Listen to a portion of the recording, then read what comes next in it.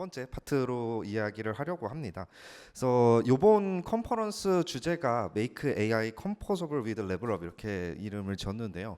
이 Composable이라는 이야기를 왜 하게 되었는지에 대한 이야기들, 뭐 그런 것들, 그다음에 저희가 최근에 그런 컴포저빌리티를 뒷받침하기 위한 인프라 공급자로서 어떠한 노력들을 경주하고 있는지, 또 최근에 저희가 좀 흥미롭게 하고 있는 국가 AI 파운데이션 모델 프로젝트에서 어떤 일들이 벌어지고 있는지, 이런 것들을 간단하게 소개하는 시간을 가져볼까 합니다. 그래서 먼저 사실 앞에 정규님께서도 이제 컴퓨팅의 어떤 발전 과정, 그리고 인간이라는 게 점점 일들을 위임하면서 사람 이게 결국 이 AI라는 것이 지능의 공급 인프라로서 이제 의미를 갖게 된다, 이제 이런 얘기를 해주셨는데요.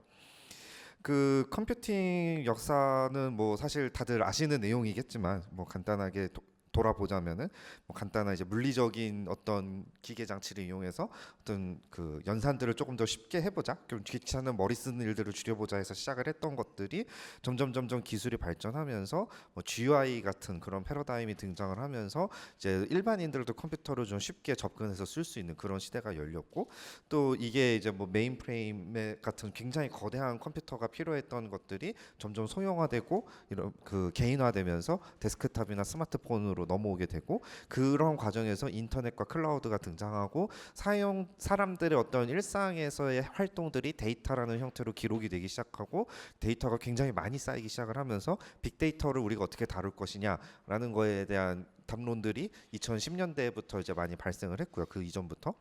그 다음에 이제 AI 기술이 등장하고, 또 트랜스포머라고 하는 굉장히 이제 그 제너럴하게 여러 형태의 모델에 적용될 수 있는, 여러 형태의 입출력을 다룰 수 있는 그런 모델이 제안이 되면서 이제 우리가 지금 알고 있는 다양한 멀티모달 AI들이 등장을 하게 되었습니다. 여기에서 이제 더 나아가서 우리가 뭐 AGI가 언제 올 거냐, 그래서 뭐 빠르면 뭐 2030년에 온다고 하는 사람도 있고, 아니다 그 뭐 한 2040년은 돼야 될 거다 뭐 이런 사람들도 있고, 뭐 2050년은 돼야 될 거다 이럴 수도 있을 거고요. 이걸로 인해서 어떤 그 기술을 진화시키는 속도가 사람이 기술을 개발하는 속도보다 빨라지게 되는 어떤 뭐 특이점이 언제 올 것이냐, 이거를 또 이제 뭐 ASI라 그래서 Artificial Super Intelligence 이렇게 표현을 하는 사람들도 있습니다. 그래서 이런 게 사실 저는 그 AI 기술, 그러니까 지금 우리가 AI라고 하는 것들이 사실 어떤 의식을 가지고 있는, 어떤 우리가 영화에서 보는 어떤 자아를 갖고 있는 그런 AI냐, 그런 AI인지 아닌지도 사실은 이게 정확하게 정의가 하기 어려워요. 왜냐하면 인간의 의식이 뭐냐라는 거를 자체가 사실 정의하기가 어렵기 때문에. 그렇지만 어쨌든 입력과 출력의 그 결과로 봤을 때 이 뭐 튜링 테스트는 이미 옛날 옛적에 다 통과를 한 셈이라고 볼 수가 있고, 그런 상황에서 우리가 이 LLM이나 그 생성형 AI가 컴퓨팅이라는 관점에서 가지는 어떤 의의가 뭔가라고 했을 때, 저는 가장 크게는 컴퓨팅 인터페이스가 변화했다라는 것에 의미를 두고 있습니다. 기존에 우리가 인터넷에 검색 엔진을 사용하는 이유는 정보를 찾기 위해서였고, 인덱스된 어떤 인덱스를 가장 잘 정렬해서 내가 가장 그럴듯하게 나의 키워드와 잘 매칭될 것 같은 웹사이트를 잘 찾아주는 게 검색 엔진의 역할이었지만, 이제는 사람들은 검색 엔진에 질문을 던지고, 뭐 구글에도 이제 AI 검색 요약 이런 거 다 붙었죠. 그래서 실제로 이제 사람들이 링크를 타고 들어가서 얘가 인덱스를 나한테 얼마나 좋은 인덱스를 제공해 주느냐가 더 이상 중요한 가치가 아니라, 내가 그냥 궁금한 게 있는데 그거를 얘가 얼마나 뭐 출처를 뭐 검색을 해오던 자기 AI 모델에서 스스로 판단을 해서 대답을 하든 상관없이 어쨌든 나에게 답을 찾아주는 걸 원하는 거고, 거기에서 한 단계 더 나가면은 대화를 하는 이제 그런 상황으로 가는 거죠. 이거를 구현하기 위한 상호작용 매체도 기존에 아주 옛날 컴퓨터들은 뭐 천공 기계 뭐 이런 것도 있었지만, 그건 너무 옛날이니까 넘어가고, 뭐 키보드로 어쨌든 코드를 치던 명령어를 치던 해야 됐던 세상에서 마우스로 그냥 딸깍딸깍 할 수 있게 되고, 지금은 이제 다들 스마트폰 이런 거 쓰면서 그냥 터치로 손가락으로 다 이렇게 할 수 있게 되었고요. 근데 이제 컴퓨터를 자연 언어로 대화하고 컴퓨터에게 일을 시킬 수 있는 그런 세상이 된 겁니다. 그래서 이제 뭐 이제 올해 작년 들어서 사실 LLM에 MCP가 붙기 시작하고 여기에 뭐 클로드 코드 같은 것들이 붙기 시작하고 하면서 우리가 이제 소위 말하는 입코딩을 이제 실제로 할 수 있는 그런 세상이 되었죠. 근데 이게 이제 뭐 인간의 지적 노동을 어디까지 대체할 수 있을 것이냐 뭐 이제 이런 담론으로 사실 들어가게 되면은 굉장히 많은 이야기를 할 수 있는데 저는 이제 오늘 그 얘기를 다 하려고 나온 건 아니고요.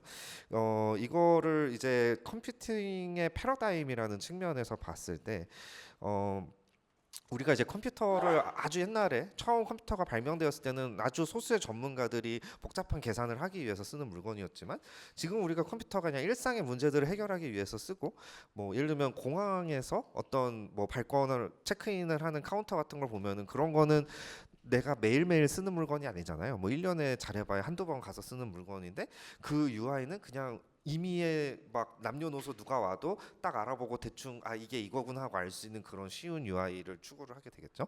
그렇지만 전문가 시스템으로서의 컴퓨터는 처음에 배울 때는 러닝 커브가 있어도 어느 정도 숙달되면 숙달될수록 내가 더 복잡한 작업을 효율적으로 표현할 수 있는 그런 표현력 같은 것들이 더 중요해지게 됩니다.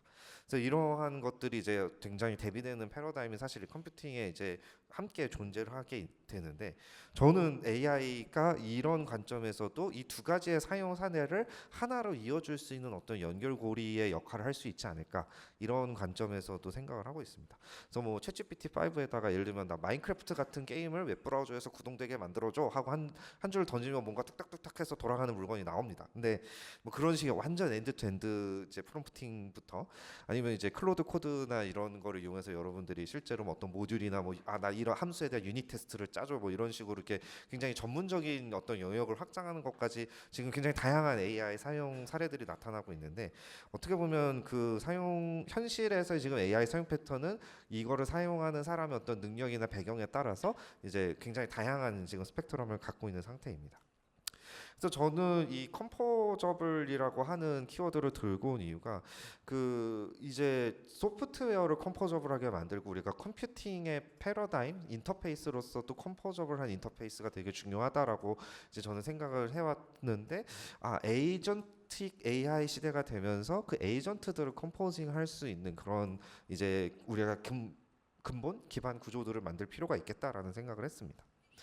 그래서 그 뭐 개발자 관점에서 이제 컴포지션이라는 게 뭐냐면 결국엔 다양한 추상화 방법들을 통해서 프로그램 모듈이나 이런 것들을 조합하는 것이 될 수 있겠고 AI를 컴포징 한다라고 한다면은 아까 얘기하신 대로 뭐 지능 요구량에 따라서 내가 어떠한 근데 이제 지능이라는 걸 어떤 식으로 계량화를 할 건가 했을 때 뭐 가장 직관적으로 우리가 지금 개발자로서 생각할 수 있는 건 뭐 토큰 사용량이 얼마나 되느냐 이런 식으로 계량화를 할 수도 있을 텐데 사실 같은 양의 토큰을 썼어도 얘가 일에 하는 그 퀄리티는 굉장히 천차만별일 수 있기 때문에 아직까지는 이제 조금 더 그 다음 정의가 필요한 상황이긴 합니다. 근데 이제 이러한 것들을 조합해서 이제 내가 한 사람이 마치 100명분의 기존에 사람 100명이 붙어야 할 수 있었던 어떤 지능 요구량들을 AI 에이전트들을 조합해서 혼자서 이제 오케스트레이션을 할 수 있게 되는 거죠. 이제 그런 것들 하기 위해서는 이제 밑단의 AI 인프라가 어떤 문제들을 해결해야 되는가 이제 이런 것들에 대한 고민이라고 볼 수 있겠습니다. 그래서 이제 AI 메이크 AI 억세서블로 시작을 했고 스케일러블을 하게 만들어야 된다고 이렇게 했고 그 스케일러빌리티를 바탕으로 우리는 AI를 컴포저블하게 만들어야 된다라는 것이 이제 이번 컨퍼런스의 주제가 되겠습니다.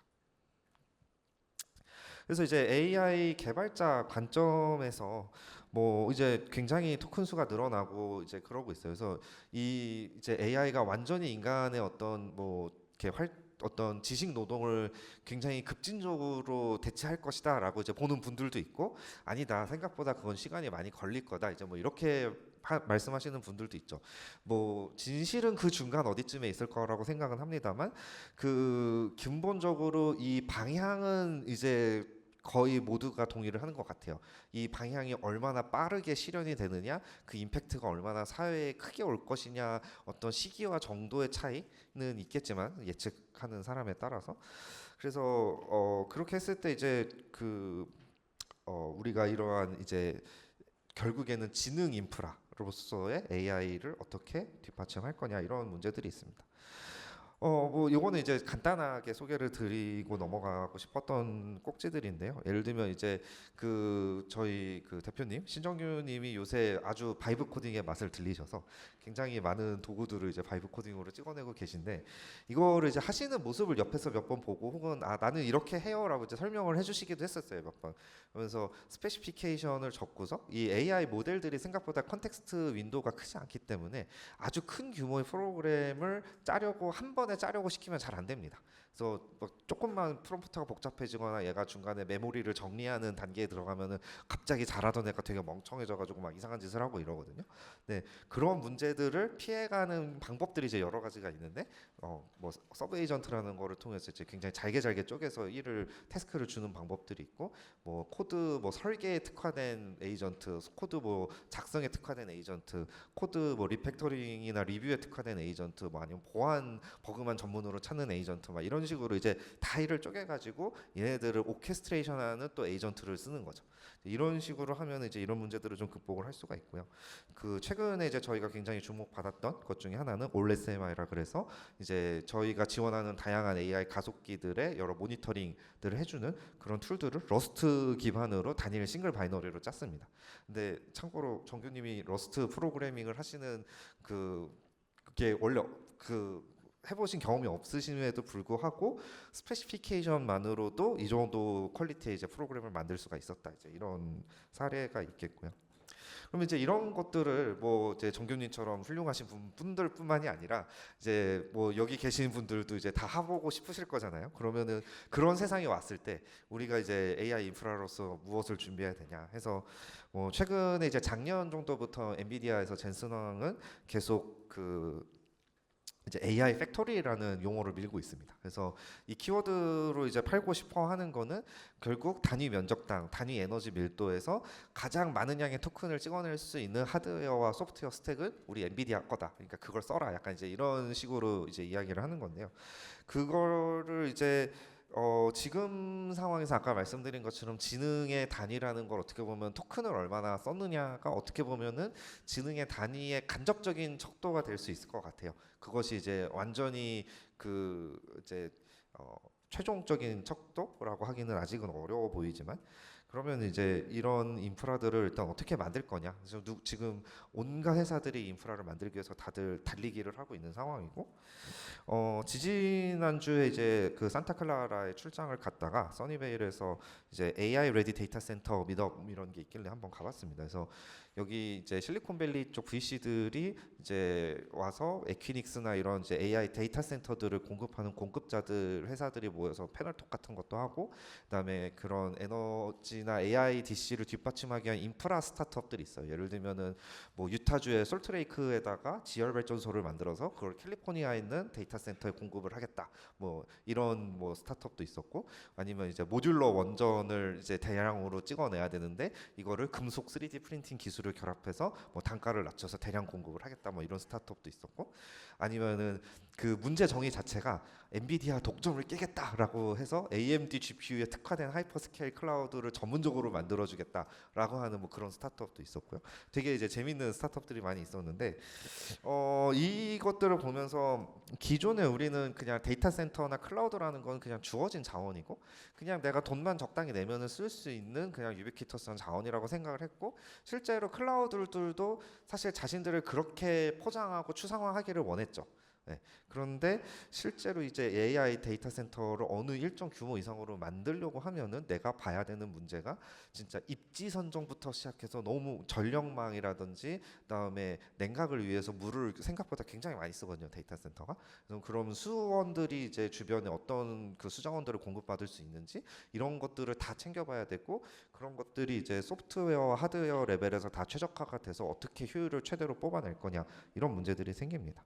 그래서 간단하게 제가 요약을 해보면은 이 AI 인프라에서 최대 성능은 하드웨어가 결정을 합니다. 하드웨어가 뭐 돌릴 수 있는 거 이상의 연산을 돌릴 방법은 존재하지 않죠. 근데 이거를 최대한 잘 쓰기 위해서 효율적으로 그 활용률을 최대화하기 위해서는 결국에는 소프트웨어 기술이 따라와줘야 됩니다. 그래서 저희가 이제 하고자 하는 일은 이러한 AI 개발, 배포, 사용 사이클에 동반되는 모든 기술적 장애 요소들을 제거하는 하지만 주로 소프트웨어 관점에서 그런 일들을 하는 회사라고 보시면 되겠고요. 이 그림도 사실 굉장히 클래식한 그림이죠. 이제 이 그림을 가져오는 게 죄송한 느낌이 들 정도로 너무 많이 우려먹기는 했는데, 그 2015년에 이제 구글이 뉴립스에서 발표했던 논문에서 사실 머신러닝 코드, 우리가 뭐 파이터치로 모델 코드 짜고 이런 거는 굉장히 전체에서 작은 부분에 지나지 않는다. 그래서 사실은 이 인프라나 구성 주변을 만드는 일들이 훨씬 더 엔지니어링 노력이 많이 들어간다. 이런 이야기를 보여주고 있는데, 이 그림이 이제 시사하는 바는 10년이 지난 지금도 사실 뭐 변하지 않는 것 같습니다. 네. 그래서 이거를 뭐 조금 더 구체적으로 이제 풀어보면은 당연히 이제 데이터 센터 자체를 빌드업하는 것도 굉장히 어려움이 많지만은 소프트웨어적으로는 인터커넥트 같은 것들이 굉장히 또 이슈가 됩니다.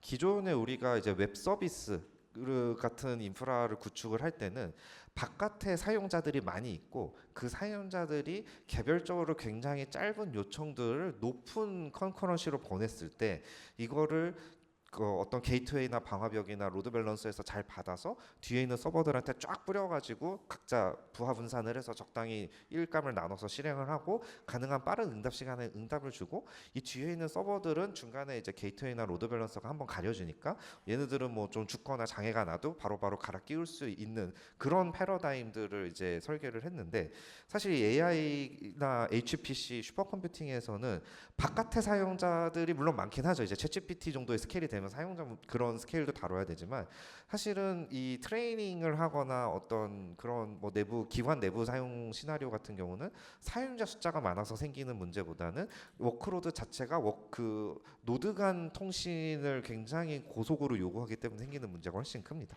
그래서 우리가 이제 외부 인터넷을 쓸 때는 뭐 잘해야 원지에서 뭐 10G 정도의 스피드를 쓰는데, 이러한 인터커넥트들은 200G, 400G, 800G 이런 식의 굉장히 높은 고속 통신을 쓰게 되고요.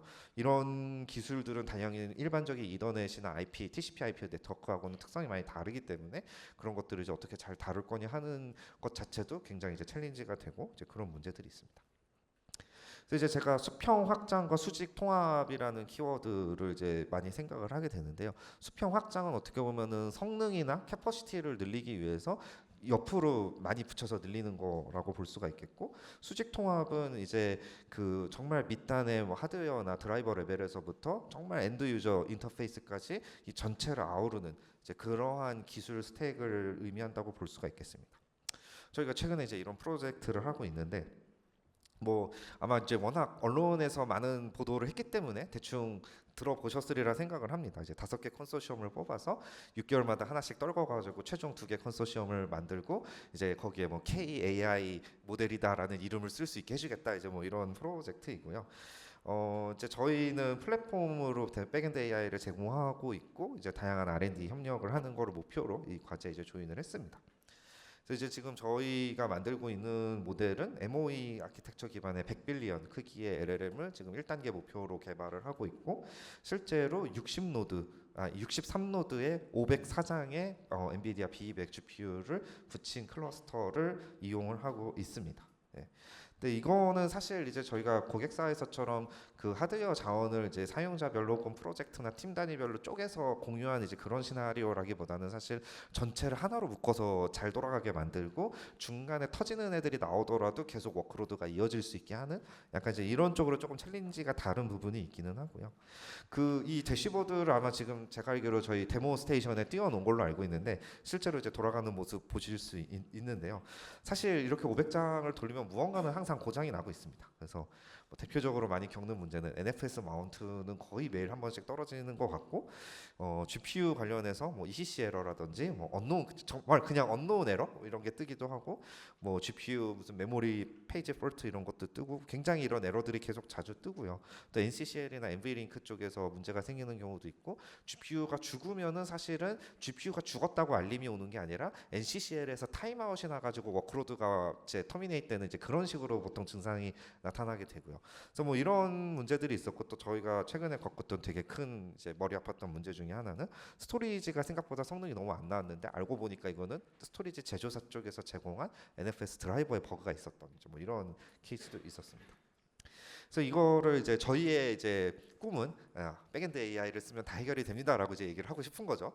네, 그래서 근데 저희도 막상 붙여 보니까 당연히 이게 한 번에 잘 돌아간 건 아니고 배칭 기반으로 이제 스케줄러를 전면적으로 제작성을 해서 이런 이제 수천 개, 수백 개 단위의 컨테이너를 이제 대규모 배포를 하는 상황에서도 뻥나지 않고 안정적으로 돌아가게 하는 뭐 이런 작업들을 좀 했었고, 그다음에 이제 뭐 연산 세션을 자동 재시작하거나 스케줄링을 제시도 할 때 리소스 프로비저닝들을 전부 다 역등성, 그러니까 아이덴포텐트라고 얘기를 하는데, 제시도 똑같은 작업을 제시도 했을 때 이미 그 작업이 되어 있으면 에러를 내지 않고 이제 잘 넘어가게 해서 기존에 만들어진 걸 재사용하거나, 없으면 또 다시 만들거나 이제 이런 동작들을 이제 잘 정의를 해주는 거죠. 이제 이런 것들이 되게 많이 필요했었고, 또 여기가 이제 조금 특이하게 패스스루 방식의 이제 가상 머신으로 인프라를 제공을 해줬는데, 거기에서 이제 CPU 하이퍼 스레딩 레이아웃이 굉장히 특이해가지고 저희가 기존에 만들었던 유마 스케줄러가 이제 또 뻥 터져서 이제 뭐 그런 거 고치는 작업도 했었고, 네, 뭐 이제 여러 가지 삽질을 한 끝에 이제 실제로 돌아가는 상태를 만들었고요.